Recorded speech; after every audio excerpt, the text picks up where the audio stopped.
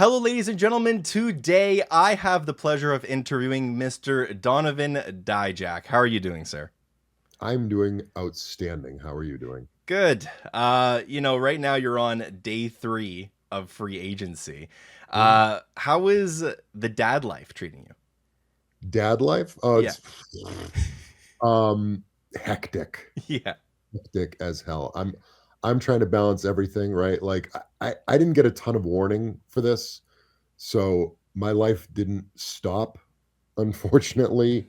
I mean, fortunately it didn't stop. But the in terms of the schedule, it's been difficult, right? Because like I couldn't just change that I was uh I'll give you an example. This is the week where my daughter's preschool, like, takes off, so it's their vacation week. So I was just gonna watch her X amount of days, but now it's like this whole thing happened, and I'm scheduling interviews, and I'm trying to balance that, and I'm doing shows. I have a show on, a bunch of different days. So it's like, oh, I gotta my inbox is, like, flooded. I'm sure I took way longer to respond to you than you would have preferred, It's but, okay. like, like, I'm do just as a message to anyone else who's in my inbox, I'm doing my best. Like Yeah. the more I attack it, the more it refills Yeah. up. I'm trying to get to everyone. I'm trying to get you these answers that I know you all deserve. Um, I promise you, I'm doing my best, and all balancing all that while my like 3-year-old daughter's like on my lap, and it's been a bit of a whirlwind. But Yeah. yeah, thank you for asking. I can imagine. Yeah, I was just gonna say, in just 3 days, you showed up in Blitzkrieg Pro Wrestling. You have an upcoming match against Michael Oku in Rev Pro, and Yes, you've teased showing up in AEW. So, my goodness. yeah. Again, it's this balance of like trying to arrange things, but also it's like this last minute thing, right? Because 3 weeks ago I didn't know any of this was happening. So it just kind of dropped on me, and I had to do all this all at once, and I knew that timing wise, I had to make this announcement. So it was a balance in my mind of whether I wanted to just show up somewhere unannounced or if I wanted to make an announcement. And so that those decisions kind of got made last second. And so it's kind of been this thing of figuring out timing and figuring out what the best time to do everything was with. And now I get rushed by promoters. So that, it's so there's a lot of checks and balances that we're all trying to figure out basically minute by minute. I can imagine. We're going to get into all of that later on, but definitely um, kind of going back just a little bit. One of the first live shows that I attended when I was getting back into wrestling in 2022, it was you and Shelton Benjamin in the Oh, on main event. yeah. And I just thought, man, this guy is such a good heel because like it was Shelton, he backed up into the corner and you just slapped his back to tag yourself in, and I was like, I've never really seen that. you know um so Yeah. so where did you learn to be such a good heel? It's a it takes a commitment to the craft, right? There's it can go one of two ways, right? So it can either so naturally, especially when I was coming up on the indies and where I was trained and stuff like that, you're taught the psychology of pro wrestling, which is good versus bad, babyface versus heel. And the way to elicit a reaction from the crowd is to get the fans to dislike the heel so that you want them to get beat up by the babyface. That's the bare bones of it. Unfortunately, reality is it's not that simple, right? Sometimes the fans gravitate towards the bad guy. Sometimes it's a mishmash of things that you need to try to balance and figure out in real time as they're happening. Um, in my case, where I came up and the area that I was introduced in, I was pretty much the biggest guy by far. But I was always taught like, oh, you're going to be in WWE one day, and then you're not going to be the biggest guy. Well, WWE sort of started to trend a little smaller. So by the time I got to WWE, I actually kind of was one of the bigger guys. I wasn't Omos or Braun Strowman, but like I was in that next group of guys with like Corbin, and we're all in the same ballpark of about 6'7", 6'8" to 250 plus, and that's, you know, that made me a top 5 tallest guy in the company, and a top 10 biggest guy in terms of weight in the company. So it's like, um, so yeah, that transition became a little more seamless in terms of I'm this big imposing heel who just kind of beats up the smaller baby face, and then takes a beating in return because I deserve it. So that's kind of how it trended throughout most of my career, and it just kind of stayed there throughout the WWE run. So I've had a ton of experience with that. What I've had less experience with is the transition to turning that into a baby face. But I did end up getting a few good solid runs, especially like recently as a babyface, as recently as basically not basically, it was my last television match against Noam Dar, where I was just a full-fledged babyface and the crowd was super behind me. And that was one of the best feelings I've ever had in the ring. Unfortunately, it was my final feeling that I had in the ring on television, if you don't count speed, which I guess in a roundabout way, you know, it was cool to be on speed because it gets millions of views, right? Like I was the pinned tweet for WWE 10 days ago, right? So it's not it's helpful and it's cool and it keeps me topical and on people's mind, and they get to see my work and they get to see my wrestling. Um, and then the quick transition over into, you know, other companies and whatever. It's good in that aspect. But yeah, in terms of being a character, that's kind of how the evolution took place. Right. And even touching on your character a little bit more, as you said, your NXT run was so much fun to watch. As a fan, a lot of people were just kind of craving for that old Dijak, and we got to see it. You came out in a badass coat, sunglasses, a new theme song. Where did you get the inspiration for that character? People aren't going to like this answer, but it's from Vince McMahon.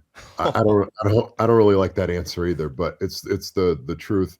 So what happened is I would go to Vince's office, constantly is the wrong word, but I would try to get in front of him, especially when the retribution stuff fell through. And now I'm just T-bar kind of meandering like aimlessly on main event and an occasional thing on Raw. Well, it started with the tag team of T-Bar and Mace when unmasked, and we had a decent little run. In hindsight, that was our best run in terms of Raw and television, and actually not looking completely foolish. Um, but even then, we would every 1 or 2 months we would go into Vince's office and be like, "Hey, we want more. We want to be on a pay per view. Here's an idea that we have. Here's a story we can try." And we'd type up this whole binder and hand it to him, and it never worked out. Like 99% of the time that you're pitching stuff, it just doesn't work. They have what they want to do and they have their plan that they want to do, and you might hear stories of pitches working. Um, I find that if they wanted to do something with you, they might take your ideas and use yours in lieu of theirs, but they need to want the motivation to do so. If they just say, this is a guy that we use on main event and that's it, then you can pitch everything until you're blue in the face and they're going to be like, thank you for the idea, and just throw it over their head when you walk out of it's we all do it. We all do it as human beings. We all have an idea of what we want to do in our job or business wise or with our relationships or what. It's part of being a human being, right? So that being said, we had to try. So yeah, so I kept trying. I kept trying with Vince. Um, Finally, one day I sat down with him. It was a little bit before WrestleMania in 2022, and I said, "Look, I feel like I have the tools that it takes to be a top guy for you. I need to know what you need from me in terms of fulfilling that." And we had a long conversation about my interests, my background, what I'm into. He found out that I have a major in criminal justice and that I like these films, these old films that have to do with crime and justice and stuff like that. And he said there's something there about the criminal mind that we can tap into. And I said, okay, perfect. I can make that work for you. So I draft everything that you see now on or you saw now on television, and now what I'm implementing outside of WWE began with that thought in terms of crafting the look, the idea, the concept. So I did all of that. I pitched it to Vince. Didn't work. He, like I said, if you don't want something, if you're not looking for something, then you won't find it.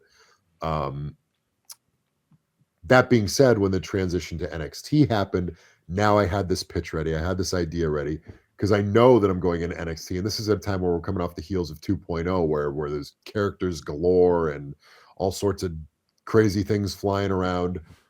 So I said, look, I have this character, I have this idea. I don't think I come back into NXT and just go, hey, I'm Dominic Dijakovic, I'm back. I think this is a good time to totally reinvent myself, come up with something brand new, something that people can really sink their teeth into. This is the idea that I have. And to their credit, to Sean's credit, and to Johnny Russo's credit, they took my idea and they said, "We think this is awesome." They did exactly that. So it went off seamlessly. It was better than I could have imagined, and I'm super happy about it.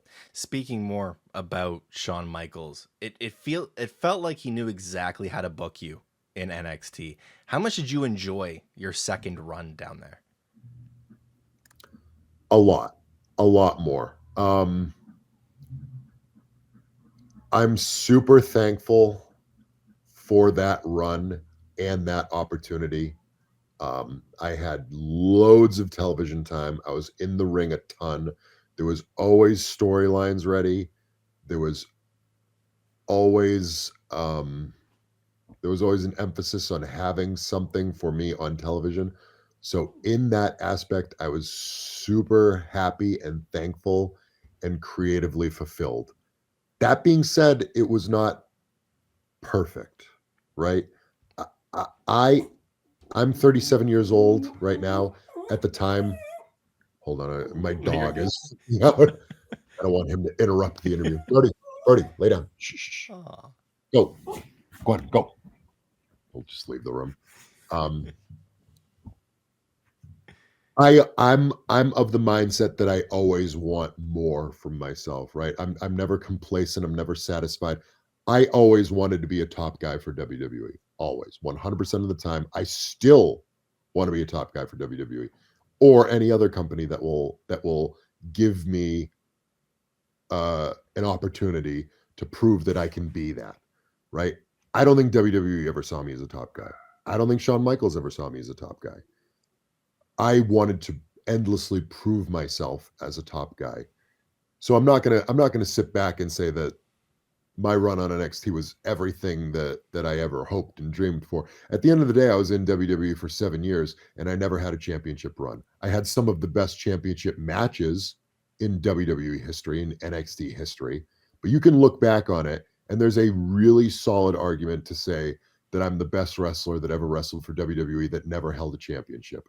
You can yeah, and I've I I was cutting a promo one time and I said that and I thought it and I mentioned it. And the only names that really pop up beside that are like Jake the Snake Rob, like from forever ago. For the past 20 years, there's really nobody even in the conversation in terms of it, it, let's take all the character stuff out of it, even if it's just in ring. I think the character stuff has been great, especially lately. But if it's just in ring, the, in terms of guys, because everybody has a championship run, like right, like everybody, you can't think of a good wrestler in WWE who didn't have at least a tag team championship in NXT or something like that. I had nothing. They never gave me any sort of championship run. And again, it's pretend, right? Like it's these are just some person's decisions. So I don't care. That doesn't fulfill me. What fulfills me is having these creative opportunities and stuff like that. Um, but at the end of the day, especially in WWE, the way that it operates is if you have a championship, you are being trusted at a level that is more beneficial. You get extended TV time, you get more promo time, you get repeat premium live events and stuff like that, which I got a decent amount of that stuff done. Um, I always wanted more. I always wanted to present myself as a top guy. I always wanted to be given the ball. You know, Cody has this quote where he just wants to be given the ball. He wants to be the quarterback. He wants. That's what I want too, right? And at the time I was 35 years old. Now I'm 37 years old. So it's like the more this kind of run as a good hand goes, the less likely that seems. So in some aspects, this clean break from WWE, it has some benefits that that I think are going to work out very advantageously for me at a time when I really needed it. It was kind of clear. You talk about your championship, the championships that you wanted to win, but Mhm. you know, clearly you were on track to facing Trick for the NXT championship. I don't know if they would have put you over because I guess Trick is, 0% chance. yeah, he's kind of like just 0% chance. invincible right now. Yeah, and that was I knew that very early on. Right. You can go back, and if you look at my cage match or whatever, you can look that some of Trick's very early work on the NXT Coconut Loop is against me, and that's because I asked for it. I asked to wrestle Trick Williams because I knew that he was going to be a star, and I said as much. I told that to him. I told that to Creative. I think I even publicly tweeted it out online. I said this guy's going to be a star. I want to work with him. I want to give him his first early matches that are longer, that are more extended, that are main event style, because I know he's going to be in these. I know he's going to be main eventing premium live events and this, that, and the other thing. Right. I was told that I was in line for a run against Trick for the NXT Championship, like you mentioned. Um, Almost no shot that I would have beat him. The only way that even would have been presented as a conversation would have been if if he something something struck in Triple H's mind and he wanted to bring Trick up for a hot feud with Mello and they need to get the belt off him right away. Because it's pro wrestling, right? And anything can happen, but very unlikely. I think they're Right. going to run with Trick for a long time. What I think could have happened, and what I think a lot of the fans wanted to happen, is they wanted to see me uh, finally dethrone Ilya as a transitional champion to get the belt onto Trick, because that would have served two masters in that it would have given closure to the feud between Ilya and I, which I think people loved, but it never really had a period at the end of it.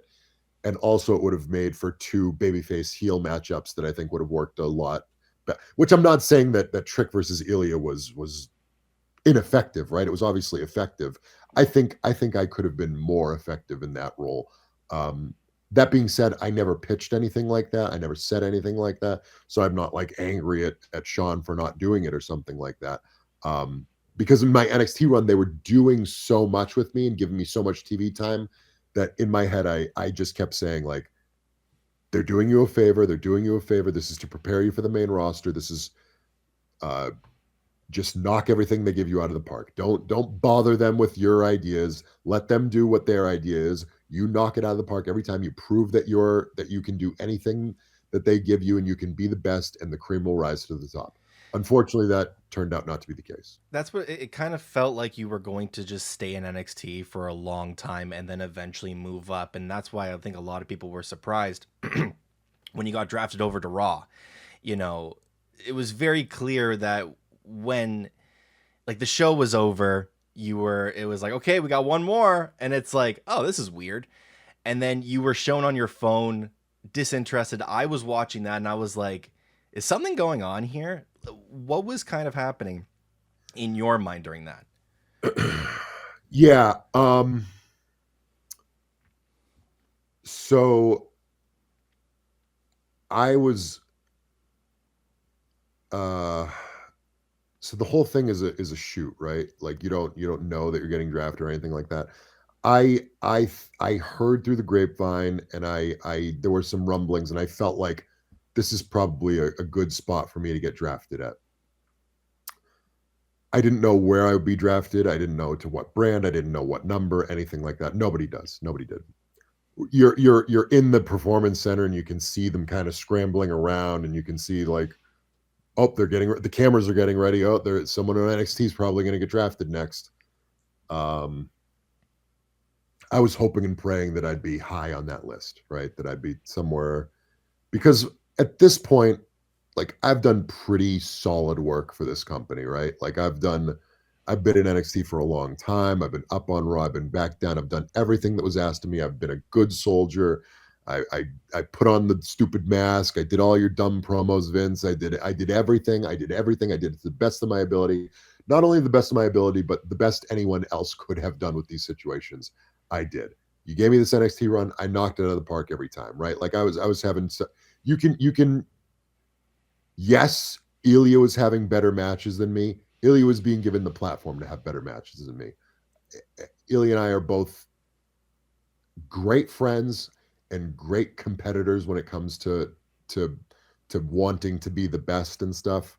Um, so we were always trying to have the best match on the show. That's the competitive spirit. That's the black and gold feel that he and I wanted to bring back. And you know, with the feud between us and then against each other. So you can in terms of men exclusively because women is a whole separate thing. But in terms of men, if you're talking about who were the best in-ring competitors or the best in-ring performers, we'll say, in my opinion, you can put Ilya in front of me just because he had the championship and he had longer matches and he had stuff like that. But I was a close second, right? So in that and again, this is subjective and it's just my opinion and whatever. Um, you can make cases for other guys and this, that, and the other thing. But in my opinion, that's how it felt to me. Um, I'm also aware that in ring isn't the be all end all of professional wrestling. You know, character is a huge part of it, presentation's a huge part of it, all the other stuff. Those play bigger roles in lots of instances than in ring. I felt I'd proven myself where I could easily be considered in the draft, maybe like a mid round pick or something like that. Start me off on Raw in the King of the Ring tournament. Just throw me in some matches. It doesn't need to be super complex. Whatever you need to do. That's how I felt at that time. As I saw the list start going and going and going and going, I said, this is not trending in a good direction. This is not going well. Um, Finally, we had the last draft pick. I think it ended up being Blair Davenport. Um, and when that hit, I said, okay, one of two things is going to happen right now. And the whole time we're doing this thing in the performance center, and everyone's like happy and giving standing ovations and all that stuff. And I saw that, and I've been in WWE for so long that I feel like I get a little bit of trust and leeway. And I said, okay, nobody wants to see Dijak standing up and clapping and being all happy. You know, I've been this dark character that sits in these rooms and attacks people from behind. I'm not king kayfabe, but like I thought that was a disconnect for me to be standing up clapping. So I was sitting there kind of grumpy and angry on purpose, right? Like at that time, I thought I was still going to get drafted. And then I thought my name would get announced and they'd show me on camera and I'd be grumpy. And, Grayson Waller kind of did a similar thing where he was pissed and arrogant about it, even though it was, it's this balance of work and shoot. It started to become it started to trend from my my creative thoughts rolling. It started to trend more into a reality as the night went on and I didn't get drafted. And then finally it's done. And so I say, okay, this is going to go one of two ways. And I'm on my phone and I'm texting about it and I'm tweeting and all this other stuff. But I'm talking to my wife and I'm talking to my friends and I'm saying, okay, I think I'm screwed because I've been around WWE long enough and I've been a supplemental draft pick myself and I know what that means. And you can spice it up with all the pomp and circumstance that you want. Um, and I found out after the fact that that wasn't even the plan. That was just somebody doing me a favor because they knew that it would be a big hit and a big pop. And what the plan was to just end the show and just announce on Twitter that I'm a supplemental draft pick, which I absolutely would have known it was a death sentence. Um, at the time, even though they were giving me all the pomp and circumstance, I still had a bad feeling about it. Um, so I knew Raw or whatever it was off the air.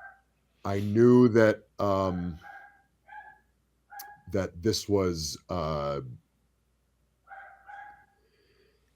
some whoever it was announced in the arena that there was one more pick, and I said, "This is me, and this is a bad sign." Um, so yeah, I guess the execution of it, and in my head, I go, "Now I got to pretend that I'm all happy about this," which wasn't that hard, right? Because all my friends are standing and cheering, and the crowd is standing and cheering, and it's what's supposed to be a lovely, fun moment between myself and friends and colleagues and people who respect me and all this stuff. But in the back of my head, I'm not a dumb guy, and I've been around this business for a long time. And there's the part in the back of my head that's like, stay positive, don't be pessimistic, but like you probably know what this means. And I was like, it's a different regime. Maybe it's different. Maybe it's just that, there's the wheels of justification that start moving in your brain. All right, I'm on Raw. It is what it is. I'm going to show up. It's Hartford, Connecticut. That's New England. I'm a New England guy. I've wrestled in Connecticut a million times. Just throw me in the King of the Ring tournament. I'll have a cool match. I'll probably lose it. Fine. I'll get over. We'll go from there. Hunter knows you. He trusts you. You've worked in NXT before. It'll all be good. That didn't happen. I showed up to Raw. They had nothing. I said, this is a very bad sign. This is a bad sign because you can hem and haw about creative and with the timing, this, that.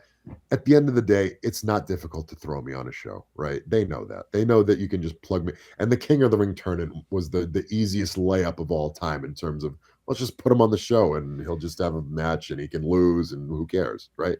He'll get over. They know that I'll get over wrestling and losing. I'm one of at that time, I'm one of like 5 guys in the company who can effectively and efficiently do that. Half of those guys are gone now, right? Because it was me and Ricochet, and we both talk about this endlessly. Like you can just throw us out there and have us lose constantly, and we'll still get over. That's not easy, right? That's a big skill. In terms of guys who can do that, Ivar can do that. Chad Gable can do that. Mhm. It's not a huge list of guys who can do that. There's more than that. More than likely, we just haven't been able to see it because, like Seth Rollins, for example, gets pushed huge, right? He doesn't have to prove that he can be that guy because he's just over and he's huge and he gets world championships and he gets to celebrate in WrestleMania. Sami Zayn, same thing. Kevin Owens, same thing. There's plenty of guys who could probably do it. They just don't have to. There's a list of guys who had to do that, and we proved that we can, and that's not a big list. Mhm. And now the company doesn't have a lot of those guys. So I don't know that that's great business on their part, but that's the business that they decided to move forward with. Right. So yeah, as we move week by week by week, the more little things trickle in, and the more I learn. Yep, this is bad. Yep, this is bad. Yep, this is trending in a bad direction. And lo and behold, it became a self-fulfilling prophecy. And kind of more of a personal note for the draft. You were wearing a Bray Wyatt shirt when you got drafted.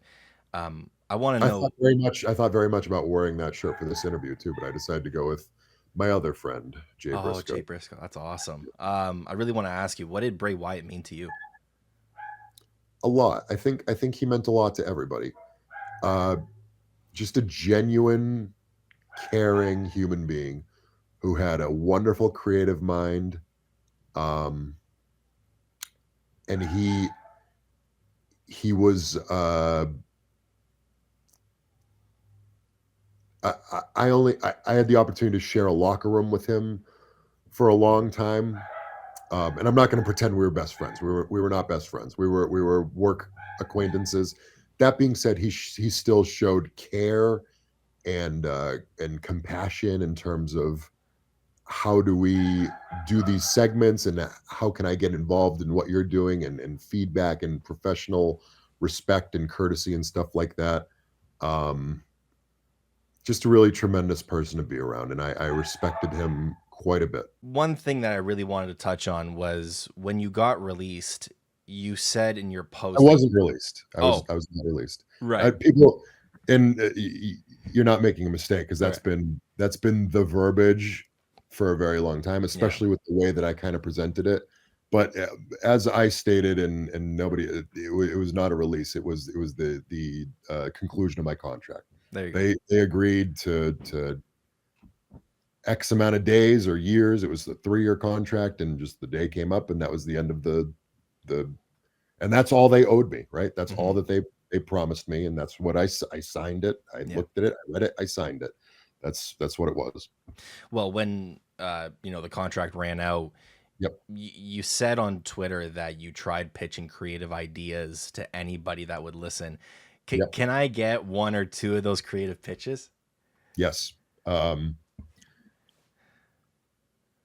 uh, I pitched the last pitch I made was, uh, Braun Breaker, who's my friend, was r it I think he's still I don't really watch Raw. I'm too frustrated with it right now because it's a very fresh wound. Of course.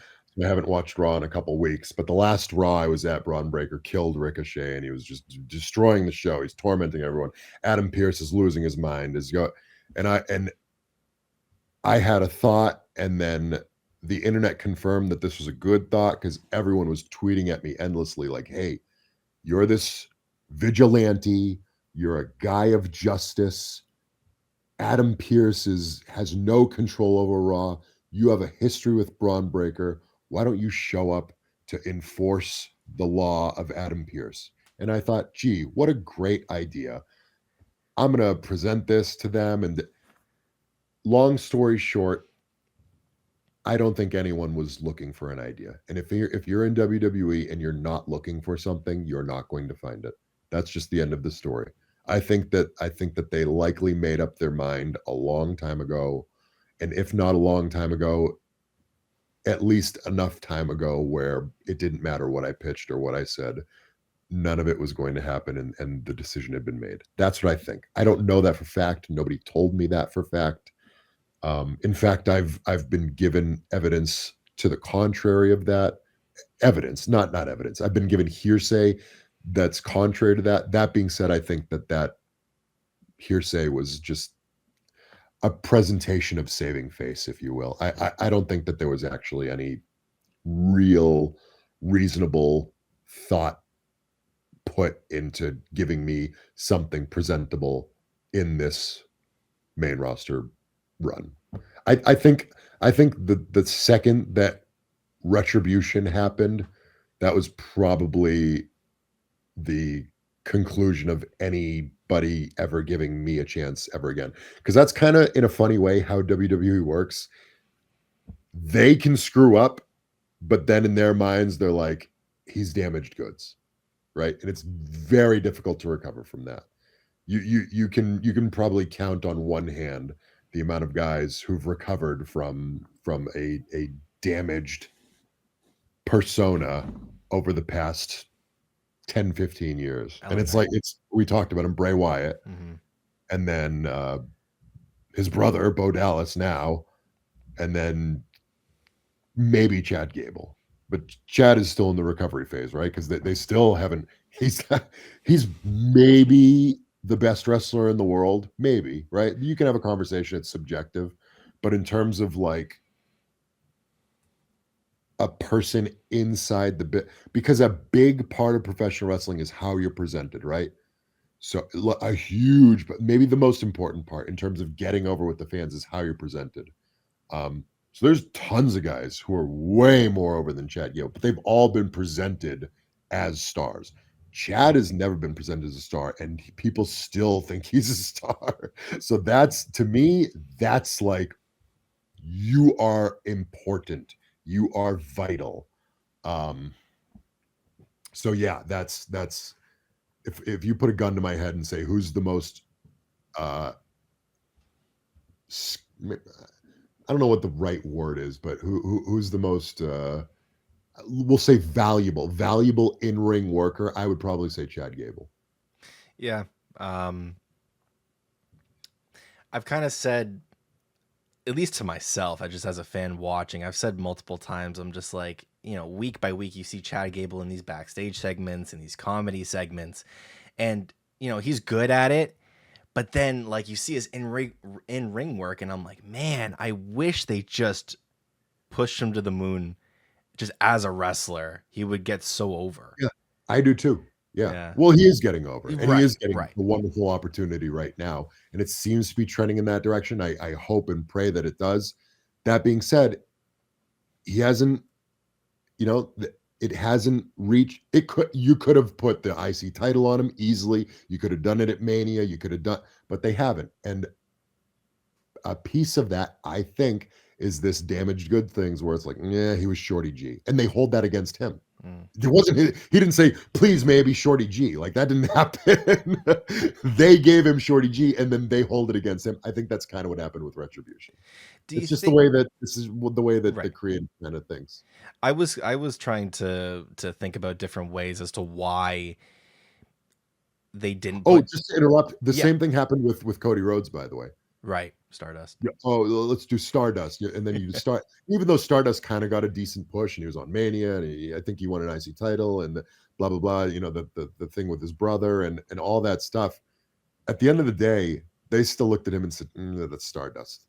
So sometimes you got to leave to get that stink off of you. And that's kind of where I want to go with this is that do you think that you can like go somewhere else, just be a badass dude in sunglasses and then come back and then WWE goes, "We were wrong about you." Yes, yes, I do think that that can happen. I think it's going to be a steeper uphill battle for me, right?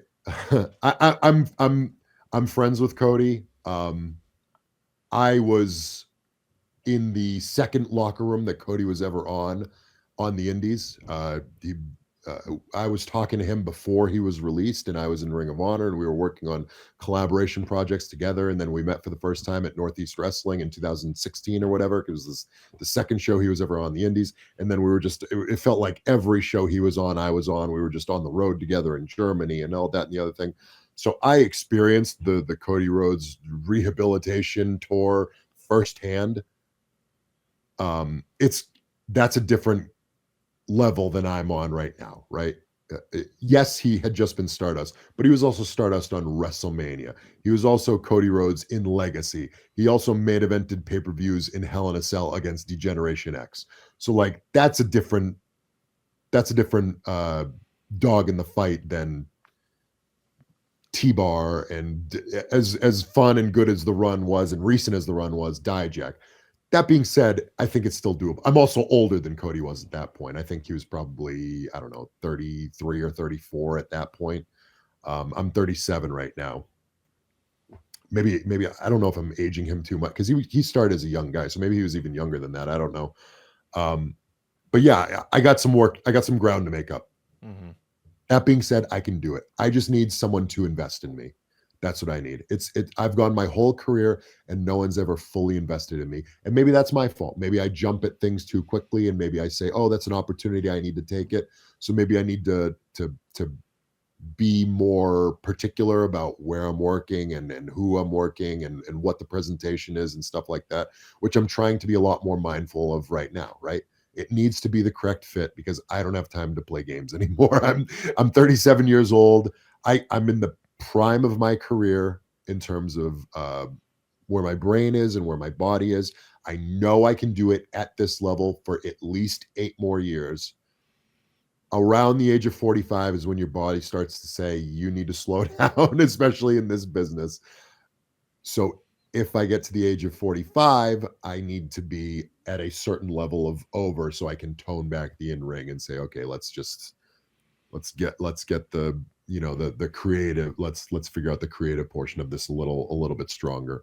Um so yeah, but to your point, yes, I think I can completely re revamp and revitalize the image of myself.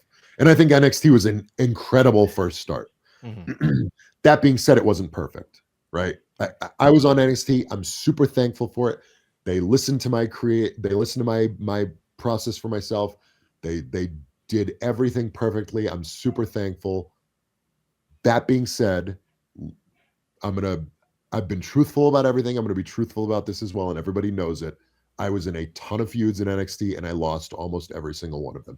Wins and losses are make believe. They don't matter. They're pretend, but it does show a level of investment from the company in terms of and more importantly than from the company because the company whatever like they let my contract expire so clearly that's not a that was not a determining factor but in terms of fan perspective that is very important Because if you're a guy who just loses a bunch, there's going to be a segment of fans that respect you and love you and still are. But at the end of the day, if you are consuming the product, you're going to gravitate towards Roman Reigns and Cody Rhodes over Dijak, who loses all his feuds. That's just what it is. And I'm not complaining about that. I'm just calling a spade because I want to be a top guy. I want to be Roman Reigns. I want to be Cody Rhodes, and I know I'm capable of doing that. But that involves a level of trust from those in charge, and I never got that in WWE. I know I can get it somewhere else, and I just need to be patient so I can prove myself in that capacity. Yeah, so in order to prove yourself, you have to, wrestle the best here on the indies. So when you think about some of those names that are going to get you kind of that spotlight, who are some of the names on your kind of hit list right now? My whole theme behind this and what I'm doing right now has been honesty and transparency. So I'm going to be honest and I'm going to be transparent with you right now. There's not a lot. there's not a lot. I don't have there's no tour of guys that I want to wrestle. That's not what this is, right? I don't need to prove myself in ring in any capacity to anyone beyond um the biggest stages possible, right? Because I was on NXT Takeover Stand and Deliver 2 months ago, and I had the second best match of WrestleMania weekend, uh, top three match. Most people would say, again, it's all subjective and it's all ratings and whatever, and you can like who you like and like who you don't like, and whatever it is, what it is. But if you take the whatever it was, 15, 20 matches that were presented by WWE that weekend, no one will dispute that my match is in the top three. Most people will argue that if from an in-ring standpoint, it's probably tied for number one, because let's take the Cody Roman saga of all of professional wrestling out of the equation. Those are both tremendous workers. I think Roman Reigns is the best worker in the world. I've wrestled Cody a million times. I think the world of him. He's improved dramatically, and I think that they're both tremendous. And that was the greatest spectacle I've ever seen in all professional wrestling. That being said, the Rock ran in and Rock bottoms, and then it's just that wasn't a wrestling match. That was a Right. spectacle of a match. Right? In terms of in ring, it was probably a tie between Sami Zayn and Gunther. Gunther, and then my triple threat match. That being said, they were both the same amount of length. They were on WrestleMania for the Intercontinental Championship. I was on Takeover with Obafemi, who's had 5 matches, and Josh Briggs, who hasn't got a sustained push. So we're there's levels to this, right? I had a higher uphill battle to climb, and so long story short, I don't have anything to prove to anyone in ring. I'm not going to prove. I'm not going to. No one's going to watch a match of me and whoever on the Indies and say, "Wow, Dijak's really showing something to me in ring." No, I've shown them. Everyone in the world who has eyes knows that I'm one of the best wrestlers in the world. What they need to see now is they need to see that I can be a star and a top guy. Okay, so that's what this run is about. So I, sorry, go ahead. are you also looking at you're also looking at TNA, you're also looking at AEW, and you're like, yeah, I'll go Absolutely, there. absolutely. I, Right. I don't know if I'll sign a contract there, but they use free agents. Mm-hmm. I've spoken to Tommy Dreamer in TNA. I've creative has been sent to Tony Khan in AEW. I don't know if he's seen it or not.